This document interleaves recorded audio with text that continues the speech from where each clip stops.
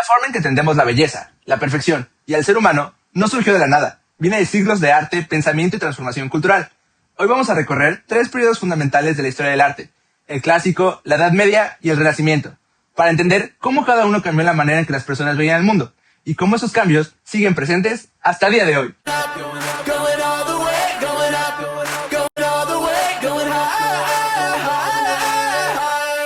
Todo comienza en la antigua Grecia y Roma, donde nace una idea que marcará la historia del arte para siempre: la búsqueda de la perfección. El arte clásico estaba obsesionado con el equilibrio, la armonía y las proporciones ideales, y eso se veía en sus principales géneros: la escultura, la arquitectura y el teatro.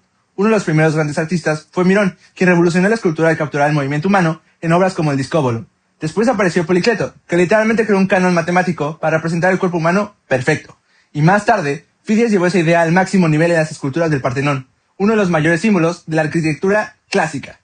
Pero el arte clásico no solo buscaba belleza física. En el teatro, autores como Sófocles y Eurípides exploraban temas como el destino, la tragedia y los conflictos humanos, temas que seguimos viendo hoy en películas y series. El gran aporte del periodo clásico fue poner al ser humano en el centro del arte. Sus proporciones, sus emociones y su razón se convirtieron en la medida de todas las cosas.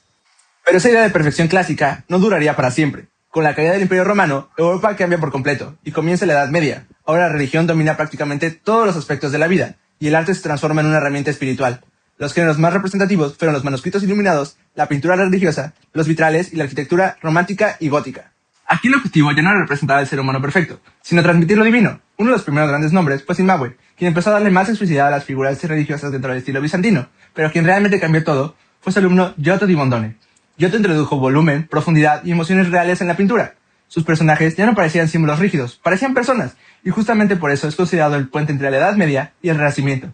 En literatura, Dante Alighieri escribió la Divina Comedia, una obra que resume toda la visión espiritual medieval, mientras que Santo Tomás de Aquino intentó reconciliar la fe con la razón. Y visualmente, las catedrales góticas eran impresionantes. No eran solo edificios, eran experiencias diseñadas para hacer sentir pequeño al ser humano frente a lo divino.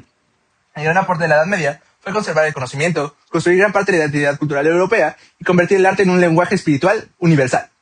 Después de siglos dominados por lo religioso, algo vuelve a despertar: el interés por el ser humano. Y así nace el Renacimiento. Inspirados nuevamente por Grecia y Roma, los artistas renacentistas recuperaron la ciencia, la razón y la observación de la realidad.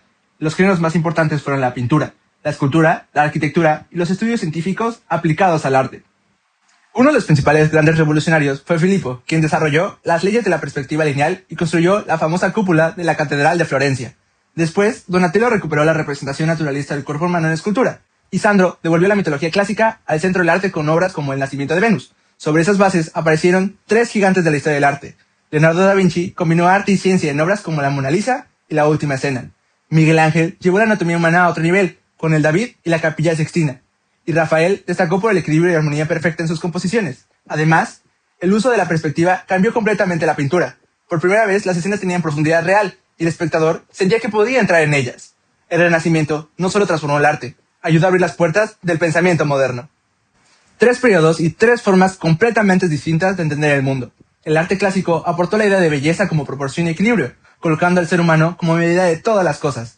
La Edad Media convirtió el arte en un lenguaje espiritual y simbólico, preservando gran parte de la cultura en uno de los momentos más complejos de Europa.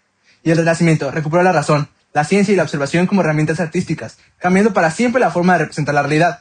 Lo más interesante es que estas ideas no se quedaron en el pasado, siguen presentes en la arquitectura, el cine, el diseño y hasta en cómo hoy entendemos la belleza. Porque el arte no solo refleja lo que una época valoraba, también nos ayuda a entender cómo pensaban las personas que lo vivieron, y en parte también nos ayuda a entender quiénes somos nosotros. Yo soy David y esto fue Antes de Enviar. Gracias.